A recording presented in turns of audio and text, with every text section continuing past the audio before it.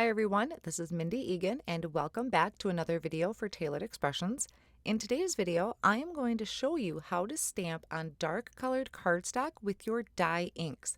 Typically, you wouldn't be able to see the true color of that dye ink, but this trick I'll show you today is going to make for some awesome Halloween cards. So first, let's take a look at some of the products I'll be using, starting with the cardstock. I have 3 pieces of cardstock here cut to 4 1/4 by 5 1/2. This is a gumball, plum punch, and mushroom. I'm also going to be using the bats die, which I left all together because it was easier to die cut. I have the Happy Halloween stamp and stencil combo. So this is a red rubber stamp. And then here is the stencil design. I also have some glitter cardstock here, and I will just be using the black. And then for some of my tools, I have my trusty tweezers, a bone folder, and a palette knife. And for my stencil, I'm going to be adding some glitter to this, so I will be using the Tailored Expressions Glitter Grab and the Jelly Donut Glitter, and then I also have some glitter gels from my stash. I also have my Scotch tape runner and some blending brushes, including the black and white one. For my ink pads today, I went with some great Halloween colors, including a Granny Smith, Candy Corn, Oreo. I have Jelly Donut, Blueberry, and the magic behind all of it is Sugar Cube. And I also have here my Just Press It tool that I will be using with my Misty. Now we're going to go ahead and jump right into making the backgrounds. I will be doing all of my ink blending on the Tailored Expressions grid placemats, and I'm starting with the mushroom cardstock. I will be using the same technique on all of the backgrounds where I am ink blending around the edges. Now this one is pretty simple. I am just using my black blending brush with the Oreo ink, starting from the edge and blending in towards the center. I'm going to leave the center the color of the cardstock, and I'm just using a post-it note to protect my fingertips and also the cardstock. Next, I have the gumball cardstock, and this one's going to have, I think, 3 colors on it. So I started with the blueberry ink, same process, going all the way around the edges towards the center. This one I'm going to bring in quite a ways towards the center. Then I have Jelly Donut, so same thing all the way around the edges. This just really kind of amplifies and really gives some contrast to the card. I love dramatic cards, especially for Halloween. So to really bump that up, I'm adding Oreo ink around the edges. So it kind of fades off into the center. I have that gradual color change, and surprisingly, blueberry is the lightest color out of that grouping. Now my last background here, I am using blueberry ink on the purple cardstock here, which was Plum Punch, and then once again going around that outer edge with the Oreo ink. Now that I have all of my backgrounds ink blended, I can move on to stamping them, which I will do all at once as well. So this is the Happy Halloween. Now this is a red rubber stamp, so I removed the foam insert from my Misty stamping tool, and I want to make sure that I am lining up this first one really well, very centered in the card, because I'm going to use this for all of the cards. So once I pick that up with the door of the Misty, I am going to start by inking this up with the Sugar Cube ink. Now the trick to stamping with your dye inks on the colored cardstock is this Sugar Cube ink. It is going to just really help highlight those colors, and it just looks really awesome.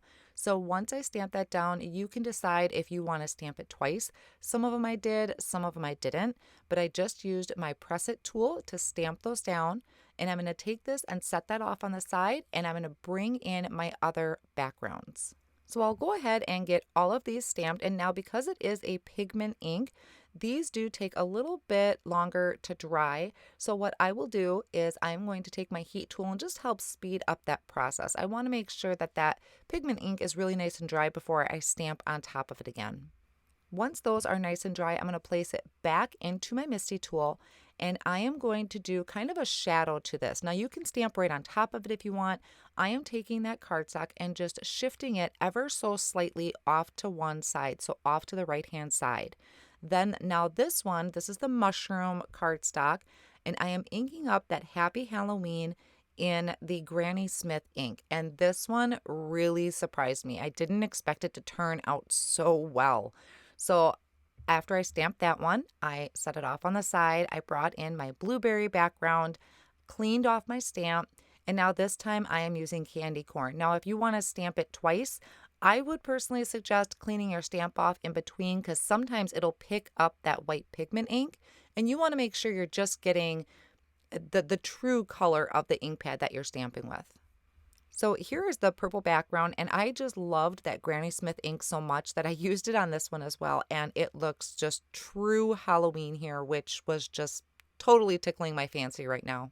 Then I'm going to move on to adding this stencil. Now this stencil I'm trying to show up close here has the etched lines of Happy Halloween, which you will line up with the Happy Halloween on your background. Now I won't lie, with the dark colors like this, it was a little harder for me to see, but I did just kind of pull it off screen, hold it up to my light, kind of turn it, and I was able to get those letters lined up. My biggest thing I looked for is I just made sure none of my colors of ink underneath were showing through all of those swirls of the stencil. If you're using white cardstock, you'll see it with absolutely no problem. So once I had my stencil lined up and I'm holding it down on my Make Art station with the magnets, I am ink blending the Sugar Cube pigment ink. So this is just going to really help amplify and show the true color of whatever gel I'm applying. Now I had a couple of them on hand that I wanted to play with. Tailored Expressions has a few different types of glitter gel in their store and also the glitter grab, which I will show you in just a moment. So I spread that glitter gel all over the top, remove the stencil, and I'm going to set that off on the side to dry. So here is another background. This is the gumball background. This time I am applying the glitter grab. So I am just spreading that all over the background, making sure all of those areas of the stencil are covered. Once I remove the stencil, I'm going to take some just copy paper or some scratch paper, and I am next going to sprinkle on some of the Jelly Donut glitter. And this might kind of scare you at first when you see this. Now remember, we did some ink blending and stamping, so our ink is still wet. And so when I sprinkled on the glitter, that glitter is also sticking to that wet ink. And so it looks kind of crazy right now, but I'm just tapping off the excess. It's going to stick to that glitter grab. And once I have that all covered, I'm going to set that off on the side on some scratch paper and let that dry for a little bit. And I'll show you how we're going to fix that. So I still have one more background to do, and this one is the mushroom background, and I'm once again ink blending on that Sugar Cube pigment ink. Now the reason I'm doing this is sometimes when you're applying iridescent or a type of white glitter gel, it doesn't always show the true kind of sparkles in the glitter, even with if you're using Moonstone glimmer paste. So by applying that layer first, I'm kind of giving that a base layer, just like I did with the stamping. So while everything is drying, I'm going to take my bats, which I left attached because it was just easier to keep track of the dies, and I'm going to die cut out a bunch of bats.